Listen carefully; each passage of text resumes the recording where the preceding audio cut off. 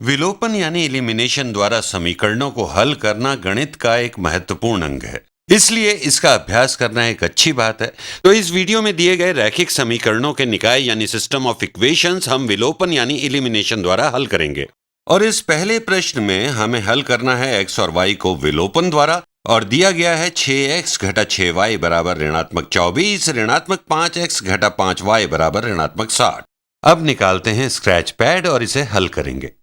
दिया गया है 6x 6x माइनस 6y बराबर ऋणात्मक 24 और ऋणात्मक 5x घटा 5y बराबर है ऋणात्मक 60।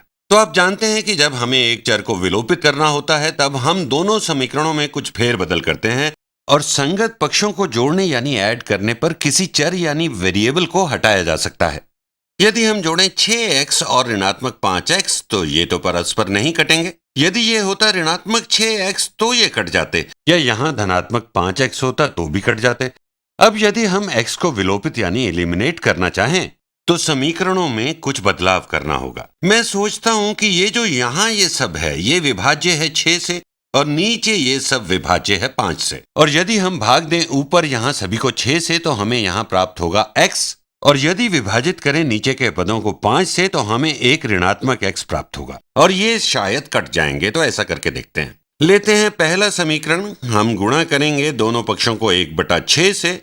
तो आप इस बारे में ऐसे सोच सकते हो कि हम विभाजित करें दोनों पक्षों को 6 से। दोनों पक्षों में समान प्रक्रिया करने पर समीकरण की समीका यानी इक्वालिटी बनी रहेगी। यदि हम गुणा करें सभी को 1/6 से तो 6x गुणा 1/6 ये होगा x, 6y गुणा 1/6 होगा केवल y, तो ये है ऋणात्मक y। तो ऋणात्मक 24 गुणा 1/6 होगा ऋणात्मक 4, या ऋणात्मक 24/6 बराबर ऋणात्मक 4। तो ये समीकरण नीले वाला, इसको हमने सरल किया, x घटा y बराबर ऋणात्मक 4। तो इस समीकरण को हमने सरल किया, x घटा y बराबर ऋणात्मक 4। अब लेते हैं दूसरा समीकरण, गुणा करेंगे 1/5 से, या कहें भाग करेंगे 5 से। यदि ऐसा करें तो ऋणात्मक 5x बटा 5 होगा ऋणात्मक x, ऋणात्मक 5y/5 होगा ऋणात्मक y, और ऋणात्मक 60/5 होगा ऋणात्मक 12। और अब यदि हम जोड़ें यानी ऐड करें दोनों के बाएं पक्षों को, और याद रखें हमें बनाए रखनी है तुल्यता, क्योंकि हम योग कर रहे हैं समान वस्तु दोनों तरफ। तो हम शुरू कर रहे हैं इस समीकरण से। बाईं तरफ हम जोड़ेंगे ऋणात्मक x घटा y और दाईं तरफ जोड़ेंगे ऋणात्मक 12। लेकिन दूसरे समीकरण के अनुसार ये दोनों बराबर हैं, तो हम प्रयोग में लाएंगे वही सिद्धांत जो हम जानते हैं कि जब दोनों पक्षों में समान वस्तु जोड़ी जाती है तो समीका यानी इक्वालिटी बनी रहती है। तो बाएं पक्ष में जोड़ेंगे इसे और दाएं पक्ष में इसे, लेकिन इस दूसरे समीकरण के अनुसार ये दोनों बराबर हैं तो समानता बनी रहेगी। तो चलिए करते हैं। बाईं तरफ हमारे पास है एक धनात्मक x और एक ऋणात्मक x, ये कट गए और यही हम चाहते थे, यही कारण था इस फेरबदल का। अब आपके पास है ऋणात्मक y घटा y मतलब ऋणात्मक 2y, और दाएं पक्ष में यहां है ऋणात्मक 4 घटा 12 जो हुआ ऋणात्मक 16, और ये दोनों बराबर हैं एक दूसरे के। एक बार फिर हम जोड़ेंगे एक समान पद दोनों पक्षों में। y के हल के लिए हम भाग करेंगे दोनों पक्षों को ऋणात्मक 2 से, हमें मिलेगा y बराबर धनात्मक 8, और इस मान को हम प्रतिस्थापित यानी सब्स्टिट्यूट कर सकते हैं इनमें से किसी समीकरण में, इनमें से किसी भी समीकरण में, इसमें भी कर सकते हैं, लेकिन इस हल द्वारा इन सब का संतुष्ट होना जरूरी है।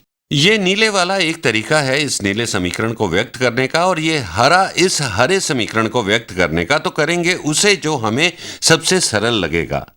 तो चलिए लेते हैं x घटा y। हमने अभी देखा था कि y है धनात्मक 8 और ये बराबर है ऋणात्मक 4 के, इज इक्वल टू -4। और x के हल के लिए हम जोड़ेंगे 8 दोनों पक्षों में, और यहां बाईं तरफ ये -8 और ये +8 कट जाएंगे और प्राप्त होगा केवल x, और ऋणात्मक 4 जमा 8 बराबर है 4।